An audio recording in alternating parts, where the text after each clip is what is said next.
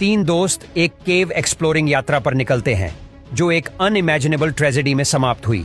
यह James Michel की दिल दहला देने वाली कहानी है।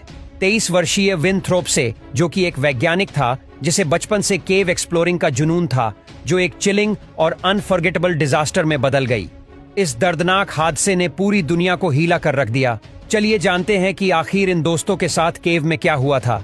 जेम्स अपने दोस्तों हैटी मिलर और चार्ल्स बेनेट के साथ डोगविल नाम की जगह पर पहुंचते हैं। इन तीनों का उद्देश्य इन फेमस श्रेडर की पैंट्स केव की खोज करना था। उनका पहला पड़ाव था जॉर्ज लाइन का घर, जो कि इस गुफा के ऊपर के लैंड ओनर थे।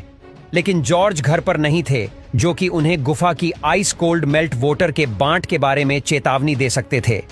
अपने एक्सपेक्टेशन के लिए पहले से परमिशन होने के कारण तीनों ने गुफा के एंट्रेंस के करीब कॉन्फिडेंस महसूस किया।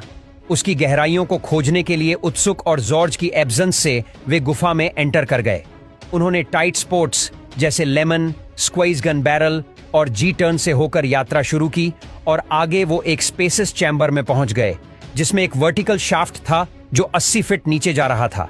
यहां उनके इस साहसिक कार्य ने एक विनाशकारी मोड़ ले लिया। जेम्स ने इस शाफ्ट की गहराई में जाने का फैसला किया और यह फैसला उनके जीवन का आखिरी फैसला साबित होने वाला था।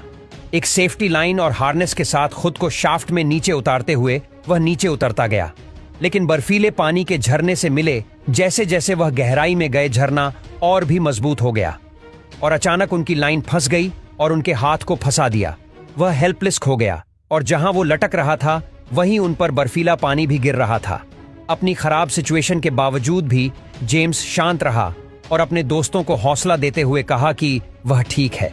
उन्होंने रस्सी को छोड़ने और जेम्स को ऊपर खींचने की भी कोशिश, लेकिन रस्सी ठंडी और गीली होने की वजह से उसे पकड़ना मुश्किल हो गया था। ऊपर से जेम्स का इक्विपमेंट उन्हें फ्री नहीं कर रहा था। हैटी और चार्ल्स जेम्स से सिर्फ 10 फीट ऊपर थे और उन्हें 45 मिनटों तक ऊपर खींचने की कोशिश करते रहे। उन्होंने बर्फीले पानी के खिलाफ स्ट्रगल किया, लेकिन उनकी सारी कोशिश बेकार साबित हुई। स्थिति की गंभीरता को समझते हुए चार्ल्स मदद के लिए पास के एक खेत में गया, लेकिन कोई रेस्क्यू टीम पास में नहीं थी। फिर वो भागते हुए सबसे नजदीकी एक गांव में गया और नेशनल केव रेस्क्यू टीम को वॉशिंगटन डीसी से उड़ान भरनी पड़ी। धीरे धीरे ये बात मीडिया तक पहुंच गई और ये भयानक कहानी पूरे देश में आग की तरह फैल गई।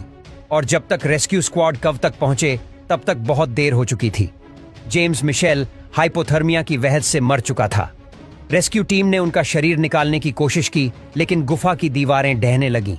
आखिरकार उन्हें गुफा को सील करना पड़ा, जिससे यह एक युवा वैज्ञानिक के लिए कब्र बन गई।